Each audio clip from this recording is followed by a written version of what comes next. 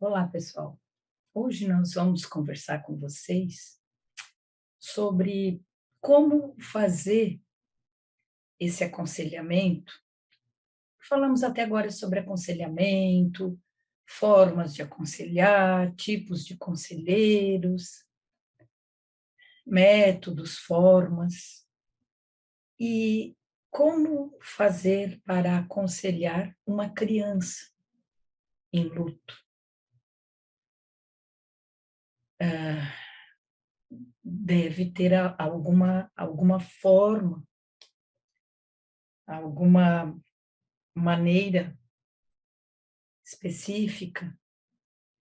Então, é o que nós vamos ver aqui nesse caderno, nesse vídeo, aliás, e o que o autor do caderno tem a nos dizer a respeito desse tema, que é um tema um tanto quanto complicado. Falamos antes de pessoas enlutadas, falamos de doentes terminais, tudo é muito complicado, mas como falar de luto com uma criança? Só um instantinho.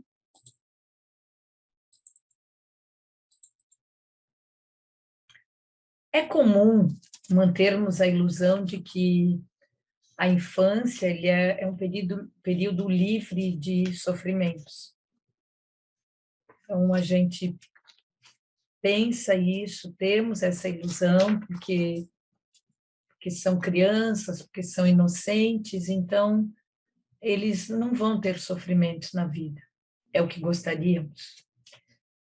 Muitos adultos minimizam o sofrimento das crianças, considerando que elas são incapazes de compreender crises ou eventos traumáticos. A gente não pode minimizar o sofrimento da criança. Ela entende sim, ela entende da forma dela, mas ela entende. Mas se a morte de um ente querido é doloroso e confuso para um adulto, podemos imaginar que para uma criança também será. A dificuldade em lidar com luto nas crianças vem da própria dificuldade do adulto lidar com esse tema, morte. O luto infantil, ele é tão necessário quanto o luto em adultos. Um processo importante pelo qual a criança deve passar a fim de reestruturar a vida. Então, a criança também tem que viver o luto, como falamos há umas 2 aulas atrás. A importância do luto, que o luto serve para quê? Para cicatrizar a ferida. Porém, sendo criança, ela vai precisar de uma orientação especial nesse processo. Então, vimos aqui por que às vezes é tão difícil lidar com esse tema com as crianças, porque muitas das vezes o próprio adulto também não sabe lidar com o tema morte, e que o adulto minimiza a minimiza essa dor, minimiza esse sofrimento na criança. Não, a criança sente tudo. E nós vamos ler aqui agora, estudar aqui com vocês, a compreensão da morte nos diferentes estágios infantis. Porque criança é de 0 a 12 anos. A partir dos 12 é considerado adolescente. Então, tem vários estágios aí do 0 aos 12 anos. Então, o desenvolvimento cognitivo infantil, que está em plena construção em cada estágio da criança. Então, em cada estágio, ela vai ver a morte de uma forma.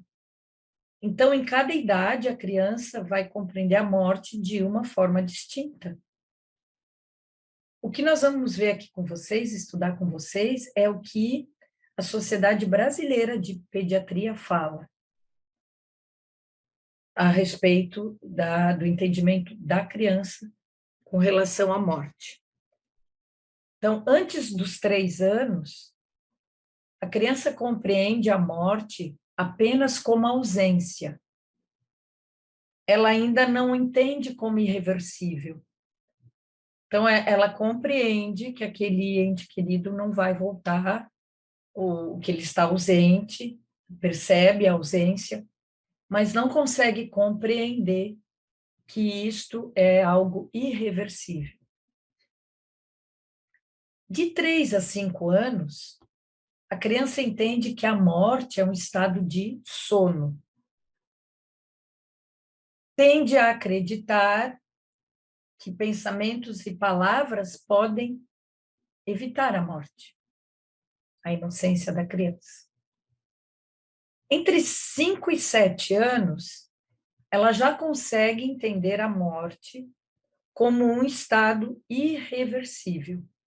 Então, só entre 5 e 7 anos que ela consegue compreender que aquele ente querido não volta. Também compreende que na morte as funções do corpo param de funcionar. Isso de 5 a 7 anos. A partir dos 10 anos, a criança já consegue pensar na morte de uma forma abstrata, formulando pensamentos e teorias a respeito deste assunto. Aqui é uma generalização, claro, nem toda criança, não podemos seguir essa regra, talvez para uma aconteça um pouco antes, para outra um pouco depois, mas é pelo menos algo para a gente se basear quando formos conversar com essa criança. Então, como a gente falou anteriormente, o luto, ele não deve ser privado do processo da criança. A criança, ela também precisa organizar a vida dela, ela também tem que entender que ela vai ter uma nova vida a partir desta perda, desta morte. Ela também vai ter que organizar esta vida sem este ente querido. Então, a gente não pode privar ela desse luto. Mas, como falamos anteriormente, é importante que ela tenha do lado dela um adulto para dar consolo, para passar por esse período. Em crianças mais novas que compreendem a morte como dormir, aí o processo ele se torna um pouco mais complicado. Na cabeça dessas crianças, se alguém foi embora, ela pode voltar, e se alguém está dormindo, pode acordar. Então, para essas crianças nessa faixa etária que vimos ali, que até os 3, e aí a gente tem que cuidar enquanto adulto de não dizer para essa criança, não, a titia está dormindo, ou a mamãe está dormindo, ou o papai está dormindo, porque eles entendem que se está dormindo vai acordar, vai voltar. Então, temos que ter o tato para lidar com essa questão.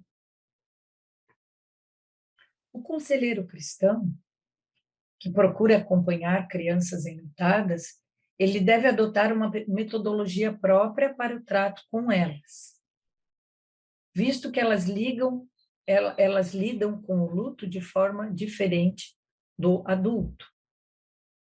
Então, esse aconselhador cristão, esta aconselhadora cristã, antes de aconselhar uma criança, tem que fazer um estudo de como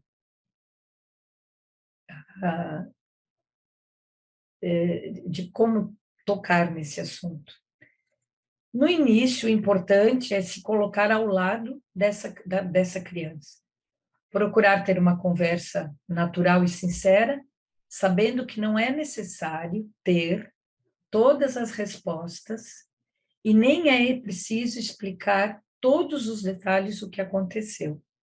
Estar presente junto à criança é primordial. Nesse processo, devemos ajudar a criança, de forma leve, a manifestar o seu conhecimento sobre tristeza, saudade, dor e outros sentimentos que podem aparecer. Se a criança concordar, também é interessante deixar ela se despedir do ente querido no velório. Levar ela até o velório, se ela concordar, que ela se despeça, que daí ali ela começa a entender, ou mais adiante, quando começar a abstrair esse pensamento, vai recordar da situação e vai entender. Aí tem uma citação aqui para refletir. Será que afastar a criança da realidade da morte é protegê-la da dor da perda? Então, é para refletirmos. É isso. Então, é o que tínhamos hoje. Até a próxima.